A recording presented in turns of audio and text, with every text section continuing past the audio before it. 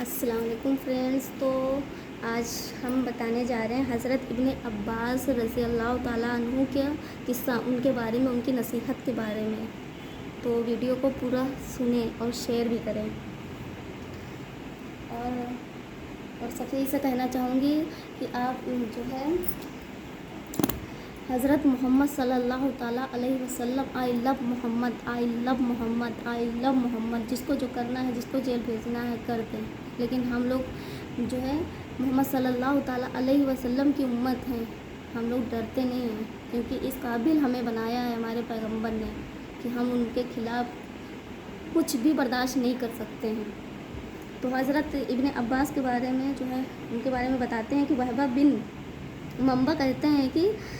جو ہے حضرت عبداللہ بن عباس رضی اللہ تعالیٰ عنہ کی ظاہری بینائی جانے کے بعد میں ان کو لیے جا رہا تھا. وہ مسجد حرام میں تشریف لے گئے. مسجد حرام میں تشریف لے گئے. وہاں پہنچ کر ایک مجمع سے کچھ جو ہے جھگڑے کی آواز آ رہی تھی. یعنی وہاں جب وہ مسجد حرام میں پہنچے تو وہاں سے کچھ جو ہے جھگڑے کی آواز آ رہی تھی. فرمایا مجھے اس مجمع کی طرف لے چلو. یعنی انہوں نے فرمایا کہ جہاں سے یہ آواز آ رہی ہے مجھے اس مجمع کی طرف لے چلو. اس طرف لے گیا، یعنی میں اس طرف ان کو لے گیا. وہاں پہنچ کر آپ صلی اللہ تعالیٰ علیہ وسلم نے سلام کیا. ان لوگوں نے بیٹھنے کی درخواست کی تو آپ نے انکار فرما دیا اور فرمایا کہ تمہیں معلوم نہیں کہ اللہ کے خاص بندوں کی جماعت وہ لوگ ہیں جن کو اس کے خوف نے چپ کر رکھا ہے، حالانکہ وہ نہ عاجز ہیں، یعنی نہ عاجز مطلب پریشان ہیں، نہ عاجز ہیں، نہ گونگے بلکہ فصیح لوگ ہیں. یعنی کہ وہ لوگ ان کے سامنے بالکل بھی بولتے نہیں. یہ نہیں کہ وہ بول نہیں پا رہے، گونگے ہیں، کچھ بھی نہیں. لیکن محمد صلی اللہ علیہ وسلم کے سامنے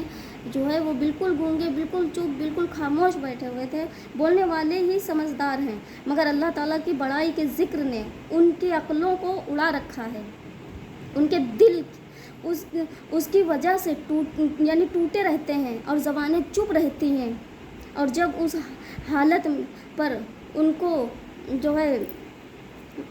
جب اس حالت میں ان کو پنچ پکتی جو ہے مسیر ہو جاتی ہے تو اس کی وجہ سے نیک کاموں میں وہ جلدی کرتے ہیں. تم لوگ ان سے کہاں ہٹ گئے؟ یعنی تم لوگ اس راستے سے کہاں ہٹ گئے، کیسے بھٹک گئے؟ وہاب رضی اللہ تعالیٰ عنہ کہتے ہیں کہ اس کے بعد میں نے دو آدمیوں کو بھی ایک جگہ جمع نہیں دیکھا. حضرت ابن عباس رضی اللہ تعالیٰ عنہ اللہ کے خوف سے اس قدر روتے تھے، یعنی ان کو اللہ تعالیٰ کا اتنا خوف تھا کہ چہرے آنسوؤں کے ہر وقت بہنے سے دو نالیاں سی بن گئی تھی. یعنی وہ اتنا روتے تھے کہ یعنی ان کے جو یہ آنسو جہاں پہ بہتے تھے وہاں سے نالیاں سی بن گئیں، یعنی نشان بن گئے رونے کی وجہ سے. اوپر کے یعنی قصے میں حضرت ابن عباس نے نیک کاموں پر اہتمام کا یہ ایک سہل نسخہ بتلایا ہے کہ اللہ کی عظمت اور اس کی بڑائی کا سوچ کیا جائے کہ اس کے بعد ہر قسم کا نیک عمل سہل ہے، یعنی آسان ہے، اور پھر وہ یقیناً اخلاص سے بھرا ہوگا. رات دن کے 24 گھنٹوں میں اگر تھوڑا سا وقت بھی ہم لوگ اس سوچنے کے خاطر نکال لیں تو کیا مشکل ہے. یعنی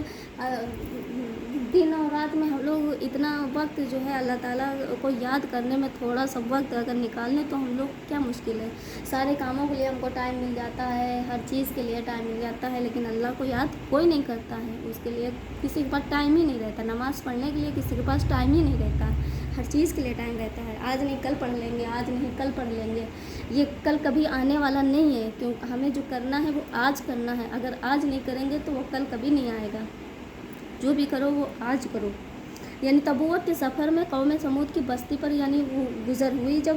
تو غزوہ تبوک کے مشہور غزوہ ہے اور نبی کریم صلی اللہ تعالیٰ علیہ وسلم کا آخری غزوہ ہے. حضور اقدس صلی اللہ تعالیٰ علیہ وسلم کو اطلاع ملی کہ روم کا بادشاہ مدینہ منورہ پر حملہ کرنے کا ارادہ کر رہا ہے. یعنی محمد صلی اللہ تعالیٰ علیہ وسلم کو جب اطلاع ملی کہ جو ہے رومے کا بادشاہ جو ہے مدینہ منورہ پر حملہ کرنے کا ارادہ کر رہا ہے تو وہ بہت بڑا لشکر لے کر شام کے راستے سے مدینہ کو آ رہا ہے. اس خبر پر جو ہے رجب 9 ہجری جو ہے پن شنبہ کو نبی کریم صلی اللہ تعالیٰ علیہ وسلم اس کے مقابلے کے لیے مدینہ طیبہ سے روانہ ہو گئے، یعنی نبی کریم صلی اللہ تعالیٰ علیہ وسلم جو ہے اس کے جو ہے مقابلے یعنی لڑنے کے لیے، لڑائی کرنے کے لیے جو ہے وہاں سے روانہ ہو گئے، چونکہ زمانہ سخت گرمی کا تھا اور مقابلہ بھی سخت تھا، یعنی بہت سی زیادہ گرمی ہو رہی تھی اور مقابلہ بھی بہت سخت تھا۔ اس لیے جو ہے حضور اقدس صلی اللہ تعالیٰ علیہ وسلم نے صاف اعلان فرمایا تھا کہ روم کے بادشاہ مقابلہ کے لیے چلنا ہے، یعنی انہوں نے اعلان فرما دیا کہ جو ہے ہم لوگوں کو جو ہے مقابلے کے لیے چلنا ہے، تیاری کر لی جائے۔ تو حضور اقدس صلی اللہ تعالیٰ علیہ وسلم نے خود اس لیے چندہ فرمانا شروع کیا۔ یہی لڑائی ہے جس میں حضرت ابو بکر صدیق رضی اللہ تعالیٰ عنہ گھر کا سامان لے آئے، اور جب ان سے پوچھا کہ گھر والوں کے لیے کیا چھوڑا، یعنی وہ سارا گھر میں سامان جو بھی تھا ان کے لیے، ان کے گھر میں وہ سارا سامان لیا، تو حضور صلی اللہ علیہ وسلم نے پوچھا کہ تم نے گھر میں کیا چھوڑا، تو حضرت عمر رضی اللہ تعالیٰ عنہ کے گھر کے پورے سامان میں سے آدھا لے آئے، یعنی حضرت عمر جو ہے کے پورے سامان میں سے آدھا لے آئے، جس کا قصہ جو ہے ہم بعد میں بتائیں گے۔ اور حضرت عثمان غنی رضی اللہ تعالیٰ عنہ نے ایک تنہائی لشکر کا پورا سامان مہیا فرمایا،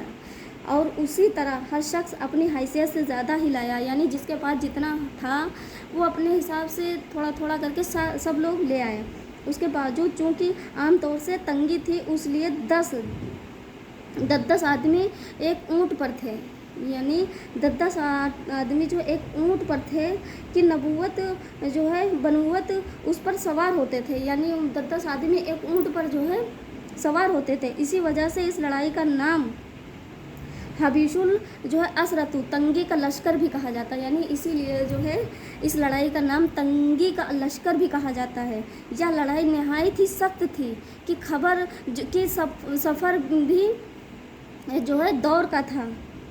اور موسم بھی اس قدر سخت تھا کہ گرمی کی انتہا نہیں تھی، یعنی موسم بھی جو ہے اتنی گرمی تھی کہ جو ہے بہت زیادہ ہی گرمی تھی۔ آج کل تو پنکھے سب کچھ چلتا ہے، پہلے زمانے میں یہ سب نہیں تھا۔ اس کے ساتھ ہی مدینہ طیبہ میں جو ہے کھجور کے پکنے کا زمانہ زور پر تھا کہ سارے باغ بالکل پکے ہوئے کھڑے ہوئے تھے، یعنی کھجورے کے باغ جو ہیں پورے پکے ہوئے تھے، اور کھجور ہی پر جو ہے مدینہ طیبہ والوں کی زندگی کا زیادہ دار و مدار تھا، یعنی کھجور کھا کے لوگ زیادہ تر جو ہیں زندگی بتاتے تھے، کھجور کھا کر ہی سمجھو زیادہ تر زندہ رہتے تھے، کیونکہ تب اتنا کچھ روپے پیسہ نہیں تھا، بہت ہی تنگی تھی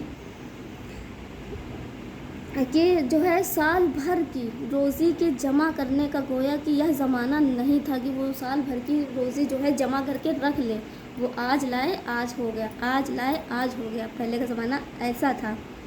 ہمارے نبی کریم صلی اللہ تعالیٰ علیہ وسلم اتنی مشکلیں ان کو ہوئی ہیں اسلام پھیلانے میں، اور تو ہم ان پہ عمل بھی نہ کریں تو धिक्कार ہے ہم لوگوں کو۔ جو ان حالات میں یہ وقت مسلمانوں کے لیے نہایت سخت امتحان کا تھا کہ ادھر اللہ کا خوف، حضور اقدس صلی اللہ تعالیٰ علیہ وسلم کا ارشاد جس کی وجہ سے جو ہے بغیر جائے نہ بنتی تھی، اور دوسری جانب یہ ساری جو ہے دقتیں کہ ہر وقت جو ہے مستقل روک تھی، بالخصوص سال بھر کی محنت اور پکے پکائے درختوں کا یوں بے یار اور مددگار چھوڑ جانا جتنا مشکل تھا، اور ظاہر ہے کہ مگر اس کے جو ہے یعنی اس سب کے باوجود اللہ کا خوف ان حضرات پر غالب تھا، یعنی اتنے پکے جو ہیں کھجور جو لگے ہوئے تھے وہ سال بھر کی ان کی محنت، لیکن اس کے باوجود بھی جو ہے اللہ کا خوف ان کے دلوں میں تھا، ان حضرات پر غالب تھا۔ اس لیے جو ہے بن کر منافقین اور جو ہے معذورین جن میں عورتیں اور بچے بھی داخل تھے، یعنی ان لوگوں میں عورتیں اور بچے بھی داخل تھے، اور وہ لوگ بھی جو ہے بے ضرورت مدینہ طیبہ میں چھوڑے گئے یا کسی قسم کی سواری نہ مل سکنے کی وجہ سے روتے رہ گئے، یعنی وہ لوگ بھی جو ہیں اس میں سے کچھ عورتیں بچے بھی تھے، وہ بھی سواری نہ ملنے کی وجہ سے جو ہے کچھ لوگ وہیں رہ گئے، جن کے بارے میں تولوا واعینہم تفیض من الدم نازل ہوئی ہے، اور یہ سب ہی حضرات ہم رکاب تھے، البتہ 3 حضرات بلا عذر کے شریک نہیں تھے، جو ہے جن کا قصہ آئندہ آ رہا ہے۔ راستے میں قوم سمودی کی بستی پر گزر ہوا تو حضور اقدس صلی اللہ تعالیٰ علیہ وسلم نے فرمایا کہ یہاں سے تیز چلو اور ظالموں کی بستیوں میں سے روتے ہوئے گزرو۔ یعنی یہاں سے جب وہاں سے بسر ہوا، وہاں سے نکلے تو حضور اقدس صلی اللہ تعالیٰ علیہ وسلم نے ان سے فرمایا کہ یہاں سے تیز چلو اور جو ہے روتے ہوئے گزرو اور اس سے ڈرتے ہوئے گزرو کہ تم پر بھی خدا نخواستہ و عذاب کہیں نازل نہ ہو جائے جو ان پر نازل ہوا تھا۔ اللہ کا پیارا نبی کریم صلی اللہ تعالیٰ علیہ وسلم اور لاڈلا رسول اللہ صلی اللہ تعالیٰ علیہ وسلم عذاب والی جگہ سے ڈرتا ہوا، خوف کرتا ہوا گزرتا ہے۔ یعنی ہمارے نبی کریم صلی اللہ تعالیٰ علیہ وسلم وہاں سے گزرے جہاں پہ اللہ تعالیٰ نے عذاب ڈالا تھا، عذاب نازل کیا تھا، جو ہے وہاں بھی جو ہے نبی کریم صلی اللہ تعالیٰ علیہ وسلم ڈر رہے تھے کہ کہیں ہم پہ عذاب نہ نازل ہو جائے، اور اپنی جان و نثار دوستوں کو جو اس سخت مجبوری کے وقت میں بھی جان نثار کا جو ہے ثبوت دیتے روتے ہوئے جانے کا حکم فرماتا ہے کہ خدا نخواستہ و عذاب اگر ان پر ہو جائے، ہم لوگ کسی بستی میں زلزلہ آ جائے تو اس کا سیرگاہ بناتے ہیں، جو ہے کھنڈروں کی تفریق کو جاتے ہیں اور رونا تو جو ہے درکنار رونے کا خیال بھی دل میں نہیں لاتے۔ یعنی ہم لوگ تو اتنا رونا تو کہ قیامت آنے والی ہے، ایک نہ ایک دن ہم لوگوں کو بھی مر کے جانا ہے۔ ہم لوگ تو کبھی سوچتے تک کہ نہیں ہے، کبھی ڈرتے بھی نہیں ہیں کہ قیامت آئے گی، ہم لوگوں کے ساتھ میں کیا ہوگا، آخرت کی تیاری کریں۔ یہ سب دنیا کے جھمیلوں میں ہم لوگ پڑے رہتے ہیں، تو ہم لوگوں کو جو ہے آخرت کی تیاری بھی کرنی چاہیے۔ تبوک میں حضرت کعب رضی اللہ تعالیٰ کی غیر حاضری اور توبہ۔ اس تبوک کی لڑائی میں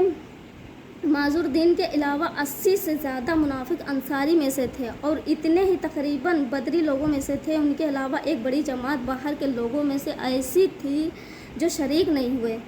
اور اتنا نہیں بلکہ یہ لوگ دوسروں کو بھی لا تنفروا فی الحر کہہ کر روکتے تھے، یعنی گرمی میں نہ نکلو،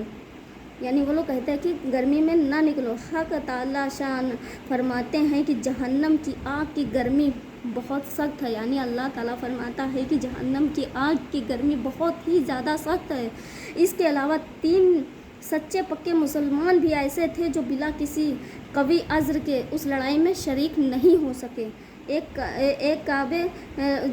کعب رضی اللہ تعالیٰ عنہ بن مالک، دوسرے حلال میں امیہ، تیسرے مرارت میں ربی، یہ تینوں حضرات کسی نفاق یا عذر سے نہیں ٹھہرے بلکہ خوشحالی ہی سبب جانے کا بن گئے۔ کعب رضی اللہ تعالیٰ عنہ اپنی سرگزشت جو اس موقع پر پیش آئی جو ہے وہ مفصل سناتے ہیں کہ جو آئندہ آ رہی ہے۔ جو مرارت بن رضی اللہ تعالیٰ عنہ ربیع کا باغ جو ہے خوب پھل رہا تھا، اس کو خیال ہوا کہ اگر میں چلا گیا تو یہ سب ضائع ہو جائے گا، یعنی جو وہاں باغ جو ہے تھا تو وہ سوچے کہ اگر میں یہاں سے چلا جاؤں گا تو یہ سب ضائع ہو جائے گا، خراب ہو جائے گا۔ ہمیشہ میں لڑائیوں میں شریک ہوتا ہی رہا ہوں، اگر اس مرتبہ رہ گیا تو کیا مذائقہ ہے، یعنی ہمیشہ میں لڑائی میں شریک ہوتا ہوں، ہمیشہ جاتا ہوں، اگر اس مرتبہ نہیں گیا تو کیا ہو جائے گا، اس لیے ٹھہر گئے، اس لیے وہ نہیں گئے، وہ رک گئے۔ مگر جب تنبہ ہوا تو چونکہ باغ ہی اس کا سبب ہوا تھا، اس لیے سب کو اللہ کے راستے میں صدقہ کر دیا۔ یعنی جب لڑائی ہوئی، جب سب کچھ ہوا تو ان کے باغ میں جو بھی تھا وہ جو اللہ کے راستے میں جو ہے صدقہ کر دیا، سب کو بانٹ دیا۔ حلال رضی اللہ تعالیٰ عنہ کے اہل واعظہ جو کہیں گئے ہیں، وہ اتفاق سے اس موقع پر سب جمع ہو گئے۔ ان کو بھی یہ خیال ہوا کہ ہمیشہ شرکت کرتا رہتا ہوں، اگر اس موقع پر نہ جاؤں تو کیا حرج ہے، اس لیے ٹھہر گئے کہ تنبہ ہونے پر سب سے تعلقات منفی کر لینے کا ارادہ کیا۔ یہ تعلقات اس لڑائی میں شرکت نہ کر سکنے کا جو ہے سبب ہوئے۔ حضرت کعب رضی اللہ تعالیٰ عنہ کا قصہ احادیث میں کثرت سے آیا ہے۔ وہ اپنی سرگزشت بڑی تفصیل سے سنایا کرتے تھے اور فرماتے تھے کہ میں تبوک سے پہلے کسی لڑائی میں بھی اتنا قوی جو ہے دمال جو ہے نہیں تھا جتنا کہ تبوک کے وقت تھا۔ اس وقت میرے پاس خود اپنی ذاتی جو ہے دواوٹیاں 2 اونٹیاں تھیں، اس سے پہلے کبھی کبھی 2 اونٹیاں میرے پاس ہونے کی جو ہے نوبت نہیں آئی۔ حضور اقدس صلی اللہ تعالیٰ علیہ وسلم کی ہمیشہ عادت شریفہ یہ تھی کہ جس طرف لڑائی کا ارادہ ہوتا تھا اس کا اظہار نہیں ہوتا تھا، بلکہ دوسری جانبوں کے جو ہے احوال دریافت فرماتے تھے، مگر اس لڑائی میں چونکہ گرمی میں شدید تھی اور سفر بھی دور کا تھا، ان کے علاوہ دشمنوں کو بھی بہت بڑی جماعت تھی، اس لیے صاف اعلان فرمایا تھا کہ لوگ تیاری کر لیں۔ چنانچہ مسلمانوں کی اتنی بڑی جماعت حضور اقدس صلی اللہ تعالیٰ علیہ وسلم کے ساتھ ہو گئی کہ رجسٹر میں ان کا نام بھی لکھنا دشوار تھا، یعنی اتنے لوگ اکٹھا ہو گئے کہ وہ رجسٹر میں نام بھی نہیں لکھ پا رہے تھے، اور مجمع کی کثرت کی وجہ سے کوئی شخص اگر چھپنا چاہتا کہ میں نہ جاؤں، نہ پتہ چلے، تو دشوار نہیں تھا، یعنی اگر اتنا مجمع، اتنے لوگ جمع ہو گئے تھے، اگر اس میں سے کوئی شخص نہ بھی جاتا تو کسی کو پتہ نہیں چلتا۔ جو اس کے ساتھ ہی پھل جو ہے بالکل پک رہے تھے، میں بھی سامان سفر کی تیاری کا صبح جو ہے ہی سے ارادہ کرتا، مگر شام ہو جاتی اور کسی قسم کی تیاری کی نوبت نہیں آتی، یعنی میں تیاری کرتا اور سوچتا کہ میں بھی جاؤں گا تو قسم کی جو ہے نوبت ہی نہ آتی، لیکن میں اپنے دل میں خیال کرتا کہ مجھے جو ہے وسعت حاصل ہے، جب ارادہ پختہ کروں گا فوراً ہو جائے گا۔ حتیٰ کہ حضور اقدس صلی اللہ تعالیٰ علیہ وسلم روانہ بھی ہو گئے اور مسلمان آپ صلی اللہ تعالیٰ علیہ وسلم کے ساتھ، مگر میرا سامان سفر تیار نہ ہوا، یعنی سب روانہ بھی ہو گئے حضور صلی اللہ علیہ وسلم کے ساتھ، لیکن میرا سامان جو ہے نہ تیار ہوا۔ پھر بھی یہی خیال رہا کہ ایک روز میں تیار کر کے جا ملوں گا، یعنی کچھ دنوں میں جو ہے تیار کر کے حضور اقدس صلی اللہ تعالیٰ علیہ وسلم سے جا ملوں گا۔ اسی طرح آج کل پر ٹلتا رہا، یعنی وہ آج کل پر ٹلتا رہا، جیسے ہم لوگ ٹالتے رہتے ہیں، کوئی کام کرنا ہو، نماز پڑھنی ہو، آج نہیں کل پڑھ لیں گے، ارے کل سے اسٹارٹ کر دیں گے، یہ کر دیں گے، وہ کر دیں گے، ویسے ہی وہ بھی ٹلتا رہا، لیکن ان کا ارادہ پختہ نہ ہو سکا۔ اب میں جب مدینہ طیبہ میں ادھر ادھر دیکھتا ہوں تو صرف وہی لوگ ملتے ہیں جن کے اوپر نفاق کا جو ہے بدنما داغ لگا ہوا تھا، یعنی اب میں ادھر ادھر اگر گھومتا ہوں تو وہاں سب نفاق جو داغ کے تھے وہ لوگ ہم کو ملتے تھے، یا وہ جو ہے معذور تھے۔ حضور اقدس صلی اللہ تعالیٰ علیہ وسلم نے بھی جو ہے تبوک پہنچ کر دریافت فرمایا کہ کعب رضی اللہ تعالیٰ عنہ نظر نہیں پڑے، یعنی جب حضور اقدس صلی اللہ تعالیٰ علیہ وسلم وہاں پہنچے تو حضور صلی اللہ تعالیٰ علیہ وسلم نے دریافت کیا، انہوں نے پوچھا کہ جو ہے کعب رضی اللہ تعالیٰ عنہ وہاں نہیں پہنچے، وہ کہیں دکھائی نہیں دے رہے ہیں۔ ایک صاحب نے کہا کہ یا رسول اللہ، اس کو اپنے مال و جمال کے اکڑ نے روک رکھا، یعنی ایک نے اسے حضور صلی اللہ تعالیٰ علیہ وسلم سے بتایا کہ یعنی یا رسول اللہ، اس کو اپنے مال نے روک رکھا ہے۔ حضرت معاذ رضی اللہ تعالیٰ عنہ نے فرمایا ہے کہ غلط کہا، ہم جہاں تک سمجھتے ہیں وہ بھلا آدمی ہے، مگر حضور صلی اللہ تعالیٰ علیہ وسلم نے بالکل جو ہے سکوت فرمایا اور کچھ نہیں بولے، یعنی حضور صلی اللہ علیہ وسلم نے چپ رہے، وہ کچھ بھی نہ بولے۔ حتیٰ کہ چند روز میں نے واپسی کی خبر سنی تو مجھے رنج و غم ہوا اور بڑا فکر ہوا، اور دل میں جو ہے جھوٹے عذر آتے تھے کہ اسی وقت کی جو ہے فرضی عذر سے حضور صلی اللہ تعالیٰ علیہ وسلم کے غصے سے جان بچا لوں، یعنی جب وہ لوگ آنے کا ارادہ بنایا تو ہم کو معلوم ہوا تو میں بہت ڈر گیا، جان بچا لوں، پھر کسی وقت معافی کی درخواست کر لوں گا، اور معافی کی جو ہے درخواست کر لوں گا، میں ان سے معافی مانگ لوں گا، یعنی میں ان کے ساتھ میں نہیں گیا، میں ان سے کبھی معافی مانگ لوں گا، اور اس بارے میں عذر سے حضور صلی اللہ تعالیٰ علیہ وسلم کے غصے سے جان بچا لوں، پھر کسی وقت معافی مانگ لوں گا اس بارے میں جو اپنے گھرانے کے ہم سمجھدار یعنی مشہور کرتا رہتا تھا، مگر جب مجھے معلوم ہو گیا کہ حضور صلی اللہ تعالیٰ علیہ وسلم تشریف لے ہی آئے تو میرے دل نے فیصلہ کیا کہ بغیر بچ کیے کچھ چیز نجات نہ دے گی، یعنی جب تک ان سے کہیں گے نہیں، اور میں نے سچ یعنی جب تک سچ نہیں بولیں گے تب تک یہ چیز ہم کو نجات نہیں دے گی، سچ عرض کرنے کا انہوں نے دل میں ٹھان لی کہ ان کو محمد صلی اللہ علیہ وسلم کو جو ہے سچ بتا دیں گے۔ حضور صلی اللہ تعالیٰ علیہ وسلم کی عادت شریفہ یہ تھی کہ جب سفر سے واپس تشریف لاتے تو اول مسجد میں تشریف لے جاتے اور دوسرا 2 رکعت نماز جو ہے مسجد میں پڑھتے اور وہاں تھوڑی دیر تشریف رکھتے کہ لوگوں سے ملاقات فرمائیں، چنانچہ حسب معمولی حضور صلی اللہ تعالیٰ علیہ وسلم جو ہے تشریف فرما رہے اور منافق لوگ جو ہے آ کر جھوٹے عذر کرتے اور قسمیں کھاتے. حضور اقدس صلی اللہ تعالیٰ علیہ وسلم ان کے ظاہری حال کو قبول فرما لیتے، لیکن وہ جھوٹی قسموں کھاتے، لیکن پھر بھی جو ہے ہمارے حضور صلی اللہ تعالیٰ علیہ وسلم اتنے اچھے تھے، پھر بھی وہ قبول فرما لیتے، ان کی باتیں مان لیتے اور باطن کو اللہ پر جو ہے یعنی اس کو اللہ کے حوالے کر دیتے، وہ چھوڑ دیتے، لیکن وہ ان کے سامنے مان لیتے. کیا ہے اتنے میں بھی حاضر ہوا اور سلام کیا کہ حضور صلی اللہ علیہ وسلم نے ناراضگی کے اندر میں تبسم فرمایا اور اعراض فرمایا. میں نے عرض کیا یا نبی صلی اللہ تعالیٰ علیہ وسلم، آپ صلی اللہ علیہ وسلم نے اعراض فرما لیا. میں خدا کی قسم نہ تو منافق ہوں، نہ مجھے ایمان میں کچھ جو ہے تردد ہے، یعنی میں نہ ہی منافق ہوں، نہ ہی مجھے ایمان کے بارے میں کوئی شک ہے، ایمان کے لیے کوئی شک ہے. ارشاد فرمایا کہ یہاں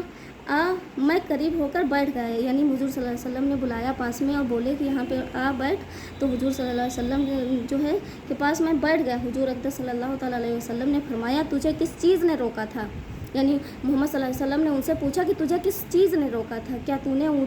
جو ہے اونٹیاں نہیں خرید رکھی تھیں. میں نے عرض کیا یا رسول اللہ صلی اللہ تعالیٰ علیہ وسلم، اگر میں کسی دنیا دار کے پاس اس وقت ہوتا تو مجھے یقین ہے کہ میں اس غصے سے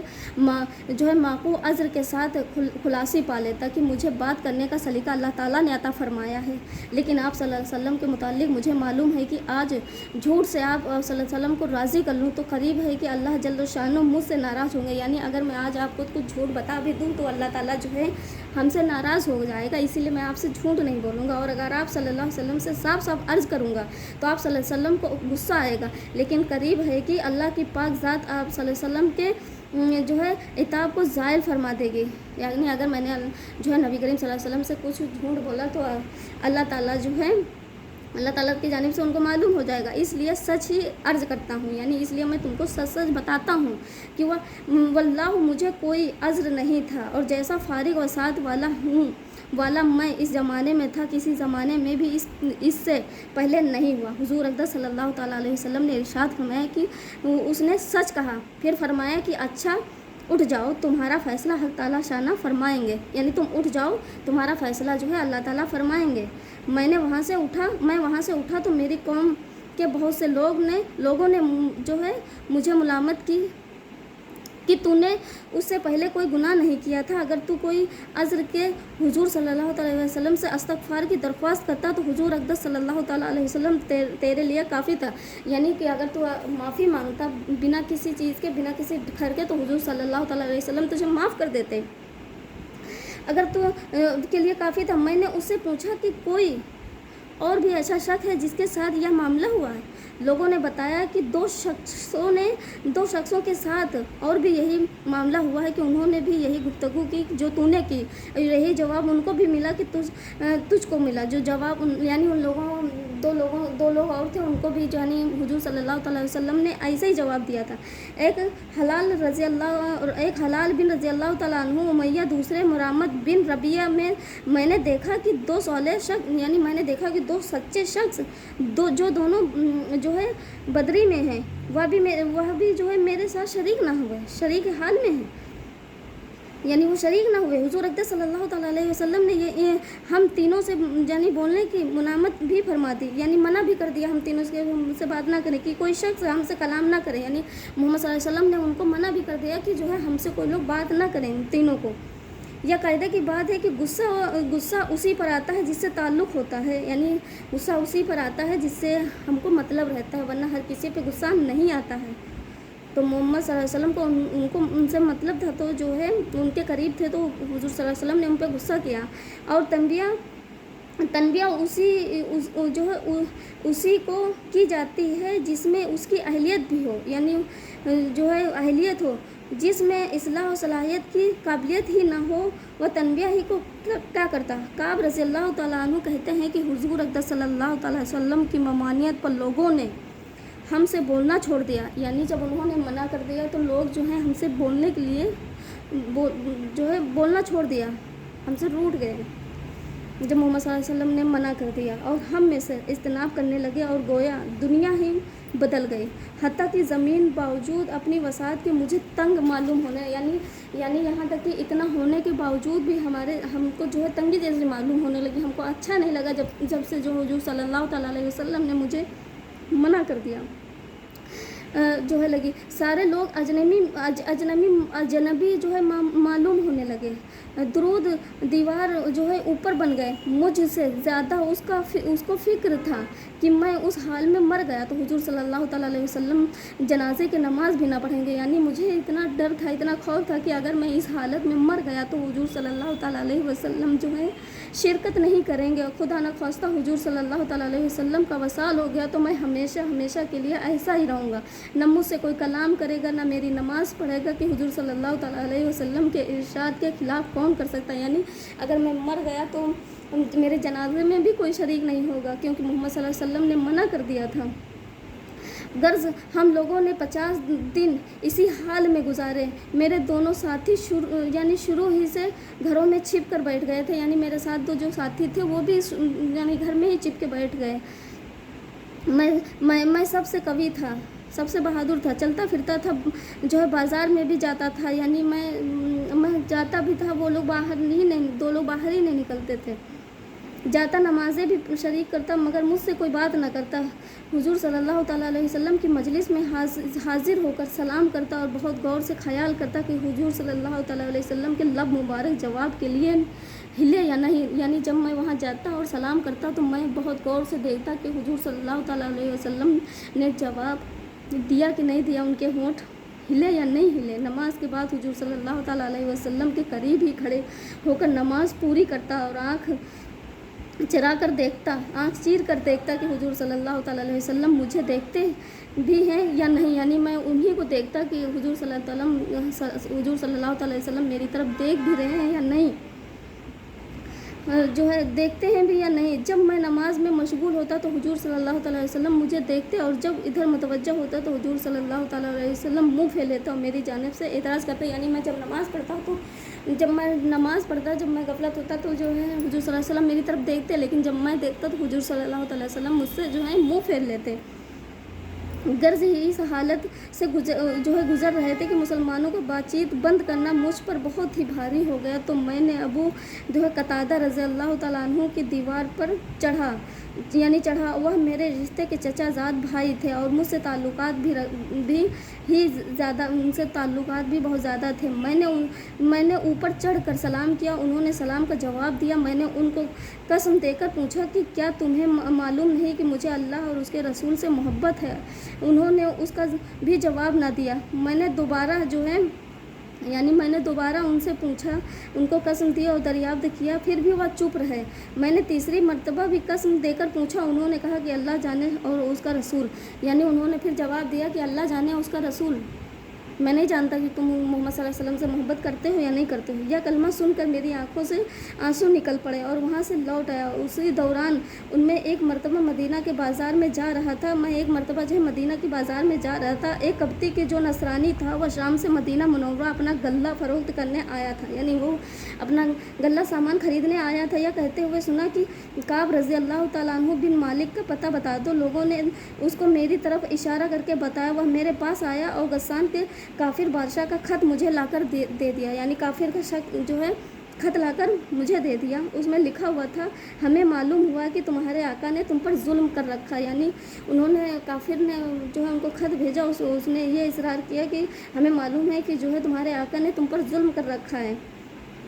تمہیں اللہ ذلت کی جگہ نہ رکھے اور ضائع نہ کرے، تم ہمارے پاس آ جاؤ، یعنی انہوں نے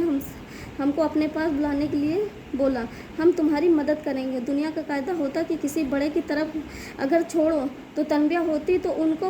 جو ہے بہکانے والے اور زیادہ ہونے کی کوشش کیا کرتے اور خیر و خواہ بن کر اس قسط کی الفاظ سے اشتعال دلایا ہی کرتے۔ کعب رضی اللہ تعالیٰ عنہ کہتے ہیں کہ میں نے یہ خط پڑھ کر انا للہ پڑھی کہ میری حالت یہاں تک پہنچ گئی، یعنی انہوں نے جب وہ خط پڑھا تو انہوں نے سوچا کہ ہم کیا کافر ہو گئے، جو ہے کافر لوگ ہمیں بلانے لگے، ہم اتنے بیکار ہو گئے، جو ہے جو ہے کافر بھی مجھ میں مطمع ہو گئے، ہم ان لوگوں میں شامل ہو گئے اور مجھے اسلام تک سے ہٹانے کی تدبیر ہونے لگی، یعنی ہمیں حکم ہونے لگا کہ تم اسلام سے ہٹ جاؤ، تم میرے پاس آ جاؤ۔ یہاں ایک اور مصیبت آئی، اور جو ہے اس خط کو لے کر جا کر میں نے ان تنور میں، یعنی ایک تندور میں جو ہے پھینک دیا، اور جو اقدس صلی اللہ علیہ وسلم سے جا کر عرض کیا کہ یا رسول اللہ، آپ صلی اللہ علیہ وسلم کے اعراض کی وجہ سے میری یہ حالت ہو گئی ہے، جو ہے میری یہ حالت ہو گئی ہے کہ کافر مجھ میں طمع کرنے لگے۔ ایسی حالت میں 40 روز ہم پر گزر رہے تھے کہ حضور اقدس صلی اللہ تعالیٰ علیہ وسلم قاصد میرے پاس حضور صلی اللہ علیہ وسلم کا